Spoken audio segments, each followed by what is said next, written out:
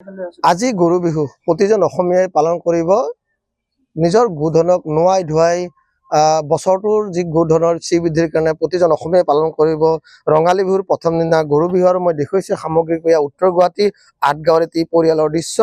পৰম্পৰা অনুসৰি তেওঁলোকে নিজৰ গোধনক পুৱাই হালধিৰে নোৱাই ধুৱাই তেওঁলোকে যি পৰম্পৰাগত নীতি নিয়মেৰে এনেধৰণে নিজৰ ঘৰতে পূৰ্বতে উত্তৰ গুৱাহাটীৰ এই বিভিন্ন অঞ্চলত যিসমূহ গোধন আছিলে তেওঁলোকে নৈ নিজৰলৈ লৈ গৈছিল, কিন্তু এতিয়া বৰ্তমান তেওঁলোকৰ যি আধুনিকতাৰ কিছু উত্তৰ গুৱাহাটীত পৰিছে কাৰণে নিজৰ ঘৰতে এনেধৰণে পৰম্পৰাগতভাৱে যিসমূহ নীতি নিয়মেৰে তেওঁলোকে গৰু বিহু পালন কৰিছে মই দেখুৱাইছে সামগ্ৰিক পৰিৱেশ। পূৰ্বতে নৈ নিজৰলৈ লৈ যোৱা হৈছিল যদি বৰ্তমান কিন্তু নিজৰ ঘৰতে পৰম্পৰাগতভাৱে এনেধৰণে গৰু বিহু পালন কৰিছে মই দেখুৱাইছো সামগ্ৰিক পৰিৱেশ। আৰু মোৰ লগত ঘৰৰ গৰাকী আছে, তেওঁৰ পৰা জানিব বিচাৰিম কি গৰু ধুৱাইছে আপুনি?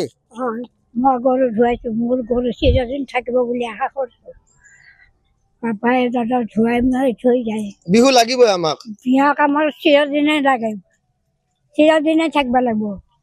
আমাৰ গো বস্তু পালন কৰিছো, আমি ঘৰত ৰাখিছো যিখিনি আদিকাল কৰি এতিয়া সেনেকৈ ৰাখিব পাৰো যদি ভগৱানৰ ওপৰত নিৰ্ভৰ কৰিছো।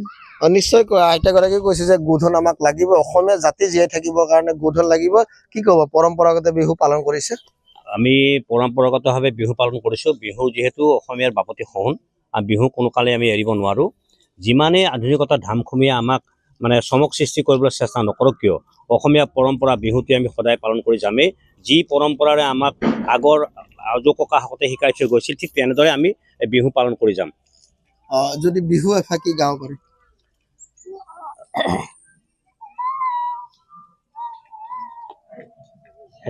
বিহু এফাকি যদি গাই দিয়ে মুহূৰ্তত।